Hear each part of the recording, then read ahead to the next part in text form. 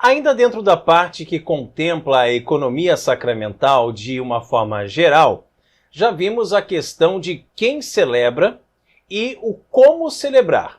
E hoje veremos o onde e o quando celebrar, partindo do que o catecismo nos fala sobre o tempo litúrgico.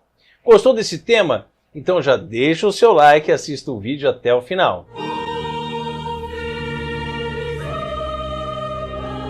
Vinde, ó Deus, em meu auxílio, socorrei-me sem demora. Maria Carolina fez uma cirurgia um pouco delicada há poucos dias e ainda está em repouso. Por isso a reflexão de hoje, vamos tocar só nós, tá bem? Além do catecismo, uma boa leitura complementar indicada é a Carta Apostólica Dies Domini, de São João Paulo II. Ela trata de forma extensa e magisterial a questão do Dia do Senhor. O Papa recorda aos fiéis a importância do domingo, que dentro da espiritualidade cristã é fundamental, não pode ser relativizado ou ser tido como um dia qualquer. Quer saber mais? Então lembre de curtir esse vídeo e se inscreva no canal para não perder nada por aqui, ok? Deus entra no tempo do homem para salvar sua alma. Portanto, celebrar o domingo é celebrar um fato extraordinário. Logo no primeiro capítulo da Carta Apostólica Dies Domini, o Papa começa falando sobre a criação. E a primeira coisa que a semana representa é a obra criadora de Deus e que o mundo foi criado para um repouso, um dia escatológico, a paz que haverá no céu. O sábado que os judeus guardavam no Antigo Testamento é simplesmente um sinal que aponta para um repouso que fora prometido, a felicidade eterna junto de Deus. Na carta existe uma explicação da transição do sábado para o domingo, como o dia do Senhor.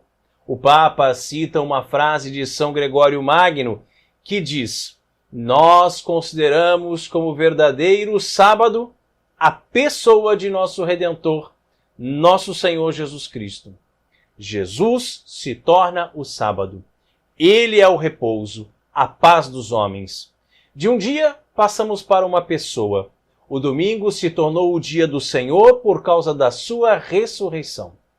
Já no século V, o Papa Inocêncio I disse: "Nós celebramos o domingo por causa da venerável ressurreição de nosso Senhor Jesus Cristo. Não somente a Páscoa, mas todo o ciclo semanal."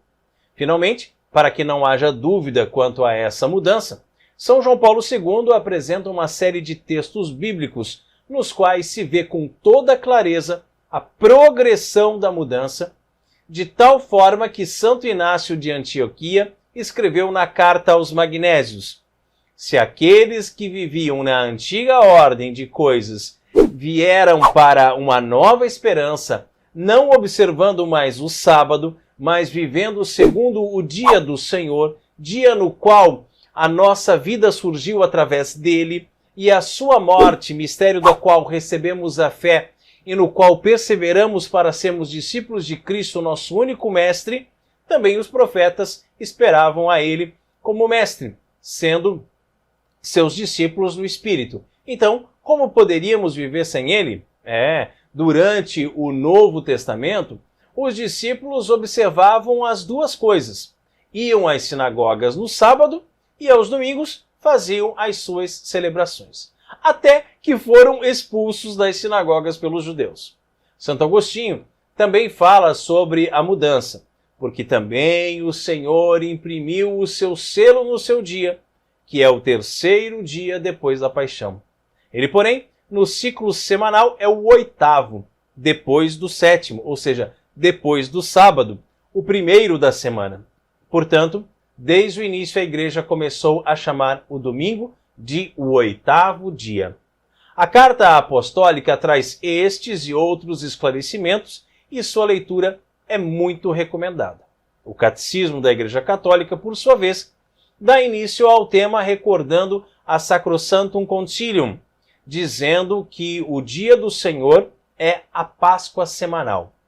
Importante lembrar também que celebrar a liturgia no tempo significa que existe também um tempo sagrado, e não só espaço sagrado. Kairos, É o modo como os gregos chamavam o tempo oportuno.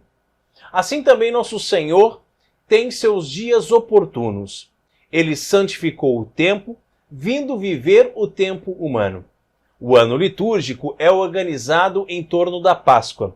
Viver o ano litúrgico é entrar na pedagogia da Igreja. Não só isso, mas em uma realidade espiritual que transcende o método de ensino. São vários os tempos fortes, e a Páscoa é o grande domingo de todo cristão. Existe, porém, uma controvérsia quanto ao cálculo do tempo da Páscoa. Ela se deve à adaptação feita pelos católicos, por ordem papal, em face do atraso existente no calendário solar. Os astrônomos sabiam há séculos desse atraso, e no ano 1582 houve a publicação da ordem papal. Como os ortodoxos não aceitam a autoridade do Papa, também não aceitaram a supressão de 10 dias no novo calendário e continuam calculando com o calendário antigo. O cálculo da Páscoa se dá da seguinte maneira.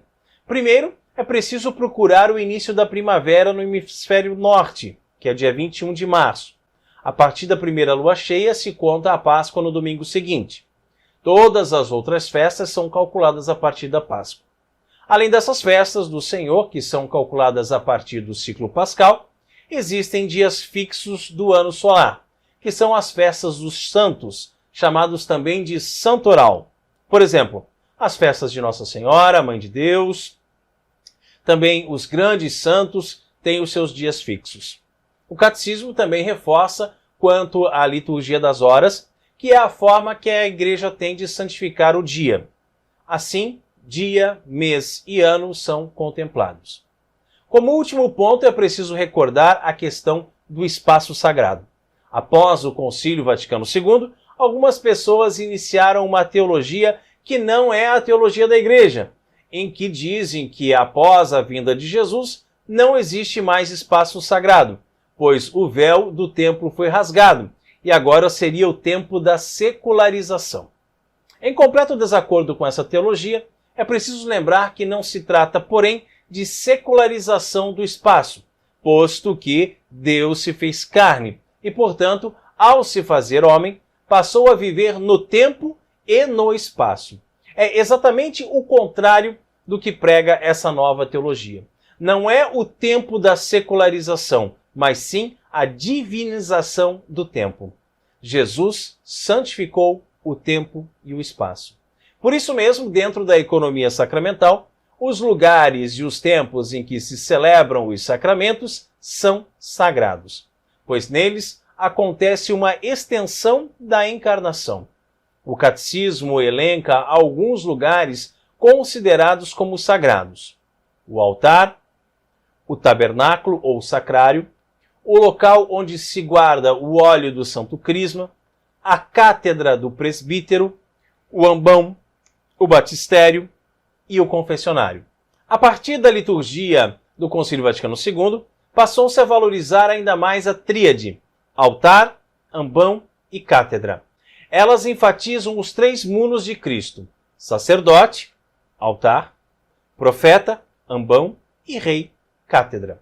O altar é mais importante, posto que é incensado, beijado e iluminado. Nem a cadeira nem o ambão são beijados. Se beija sim o livro da palavra durante a proclamação do Evangelho. Por isso, não procede a fala de que a mesa da palavra e o altar possuem a mesma importância, como nós costumamos ouvir por aí. Glória ao Pai, ao Filho e ao Espírito Santo, assim como era no princípio, agora e sempre, por todos os séculos dos séculos. Amém. E você, ainda tem alguma dúvida sobre onde e quando celebrar a liturgia? Coloque aqui nos comentários para nós o que você achou do vídeo de hoje, ok? E se você ainda não curtiu esse vídeo, dê um like aqui para nós, não te custa nada. Que Deus abençoe. Salve Maria!